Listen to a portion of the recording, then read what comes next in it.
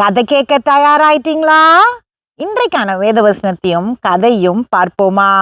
வாழ்க்கையில ஒரே பிரச்சனை, ஏன்டா இந்த பிரச்சனை வருதோ அப்படின்னு நம்ம நொந்துக்கிறோம். வேதம் என்ன சொல்லுகிறது என்று பார்க்கலாம். யாக்கோபு 1:12. சோதனை சகிக்கிற மனுஷன் பாக்கியவான். இந்த வசனத்தோட முதல் பகுதியை தான் நான் உங்களுக்கு வாசிச்சிருக்கேன். சோதனைகளை சகிக்கிற மனுஷன், ஜெயிக்கிற மனுஷன் பாக்கியவானா. அவனுடைய ஆசீர்வாதங்கள் மிகுதியா இருக்கும், பூமியிலையும் அந்த பூமிக்கு அடுத்த வாழ்க்கையிலையும். அதுக்காக பிரச்சனைகள் வராம நம்ம நிம்மதியா இருந்தோம்னா எதுலேயுமே நமக்கு வெற்றி கிடைக்காது அப்படின்றத நம்ம புரிஞ்சுக்கணும். ஒரு சின்ன பையன் அவனுடைய தாத்தா வீட்டுக்கு விருப்பமா போவான். அவங்க தாத்தா அவன் கூட அதிக நேரம் பேசுவாரு, வாழ்க்கையோட பல தத்துவங்களை அவனுக்கு சொல்லி கொடுப்பாரு. ஒரு நாள் அவன் தன்னுடைய தாத்தா கிட்ட கேட்டான், தாத்தா எப்படி வெற்றியை அடைகிறதுன்னு. அப்போ அவங்க தாத்தா, உனக்கு நான் அதை சொல்லித்தரேன்னு சொல்லி அவனை செடி விற்கிற கடைக்கு கூட்டிட்டு போனாரு. ஒரே மாதிரியான ஒரே உயரத்துல இருந்த 2 மரக்கன்றுகளை அவங்க வாங்கிட்டு வந்தாங்க.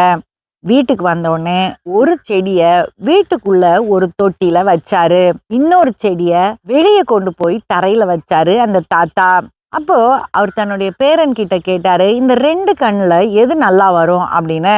அந்த பேரன் சொன்னா, வீட்டுக்குள்ள இருக்கிறது தான். ஏன்னா புயலோ மழையோ காத்தோ வெயிலோ அதை ஒன்றும் செய்யாது, நம்ம அதுக்கு தினமும் தண்ணி ஊற்றி பத்திரமா பார்த்துக்குவோம்ல அப்படின்னு.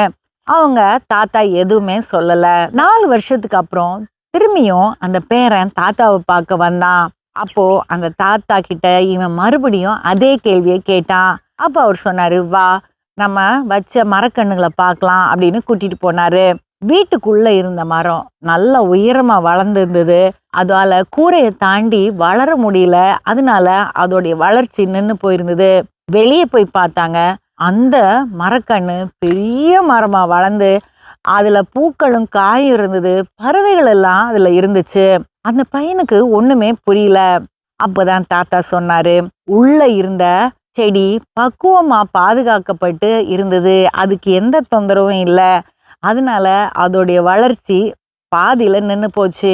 ஆனா இந்த மரம் அப்படி இல்லை, இது புயல் மழை எல்லாத்தையும் தாங்கி வறட்சியிலையும் அது வேர்களை ஆழமா விட்டு வளர்ந்ததுனால அது பிரச்சனைகளை தாண்டி வாழ கற்றுக்கொண்டுச்சு, அதனால செழிப்பா இருக்குது.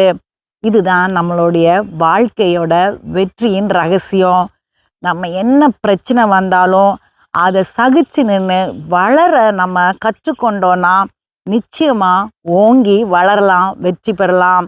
Start taking care of ourselves, we will surely be successful.